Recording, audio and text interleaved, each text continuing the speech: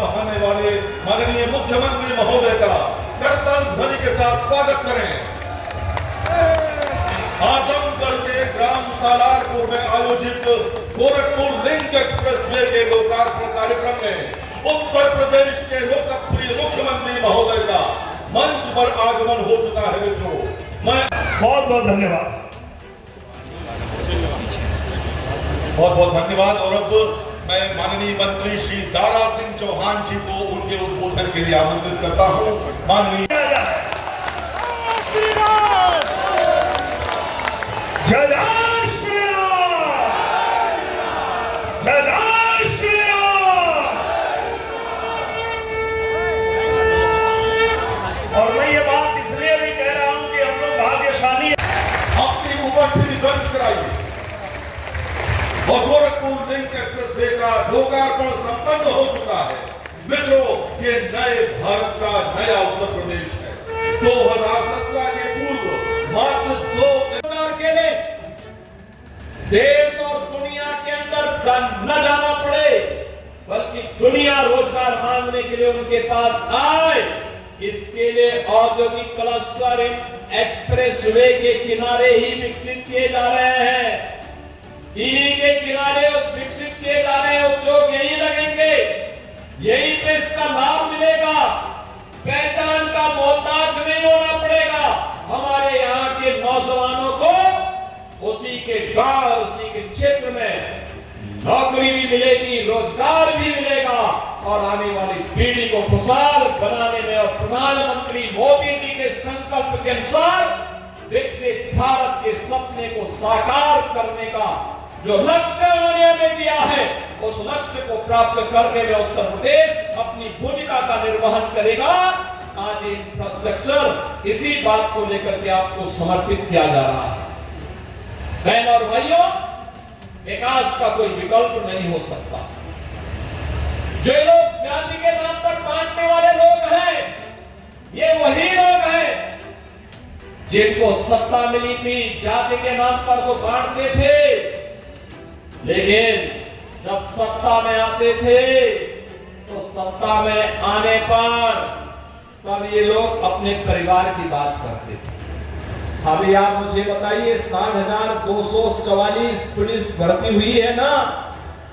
आजमगढ़ के लोग भर्ती हुए हैं कि नहीं हुए हैं? मुझे बताओ, भर्ती हुए हैं ना? आप मुझे बताओ, किसी से कोई पैसा मांगा है क्या?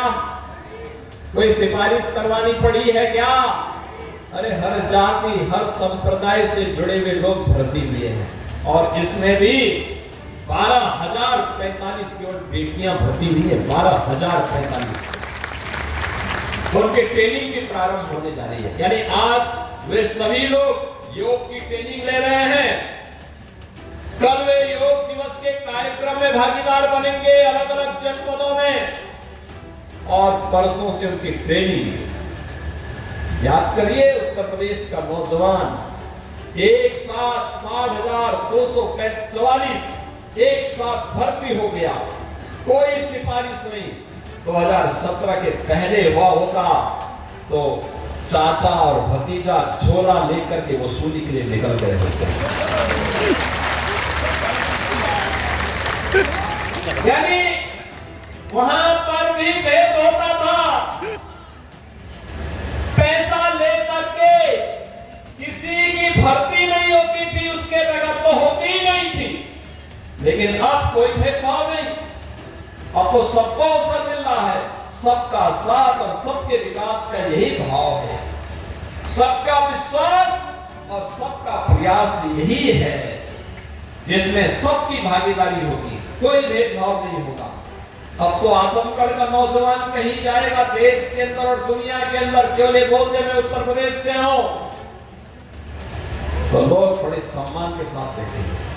उत्तर प्रदेश का मतलब उत्तर प्रदेश जिसने विरासत और विकास का एक अद्भुत समन्वय स्थापित किया है।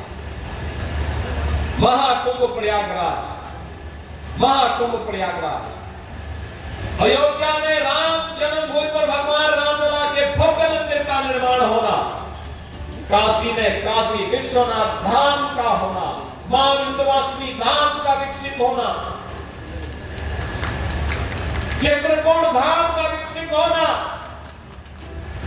ये सभी आज एक नई पहचान दिला रहे हैं।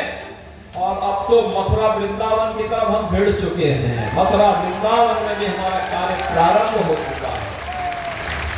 बहनों और भाइयों, ये पहचान है नई यूपी की।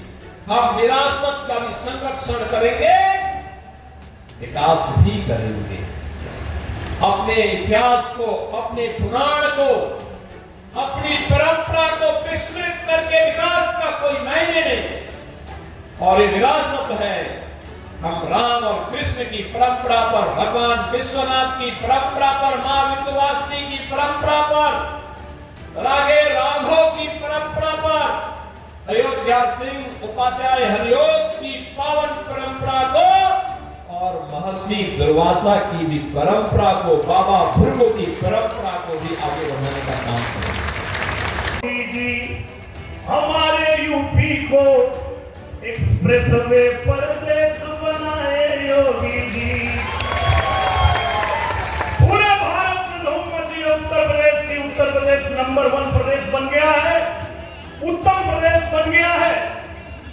तो हम सब भाग्यशाली हैं कि हमारे पास ऐसे यशस्वी मुख्यमंत्री हैं और आपके मार्गदर्शन में हमारा उत्तर प्रदेश लगातार विकास की तरफ चल रहा है, आगे बढ़ रहा है।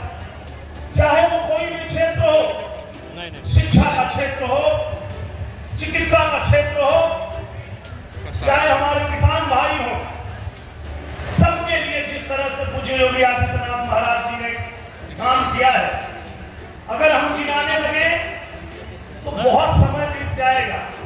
आप जानते हैं कि हमारे आजमगढ़ को पूज्य योगी आदित्यनाथ महाराज जी ने विश्वविद्यालय दिया, संगीत महाविद्यालय दिया, कृषि विद्यालय दिया है।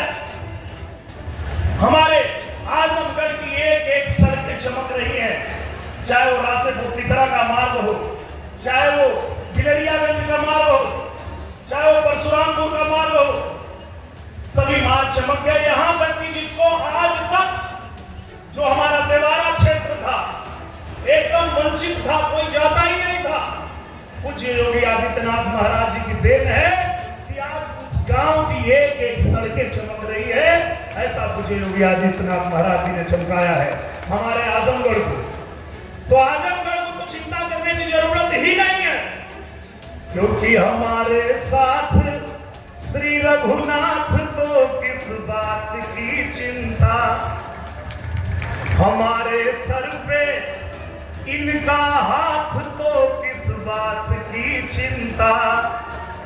पूज्य योगी आदित्यनाथ महाराज जी का हाथ आजमगढ़ पे है और इन्होंने जब भी आजमगढ़ में आपसे वादा किया कि आजमगढ़ का विकास रुकेगा नहीं, तो आजमगढ़ से जो भी मांग हम लोग रखे, जो भी आपकी मांग महाराज जी तक पहुंची, तुरंत पूरा करके महाराज जी ने आजमगढ़ को चमकाने का काम किया है। तो मैं ज्यादा कुछ न कहते हुए आजमगढ़ की जनता की तरफ से पूज्य योगी आदित्यनाथ महाराज जी को, मंच पे उपस्थित सभी माननीय मंत्रीगण को, हमारे सभी जितने जिला प्रशासन के अधिकारी हैं, सबको दिल से आभार व्यक्त करते हुए मैं अपने वाणी को देता हूं विराम। और एक बार फिर से बोल दीजिए जय जय।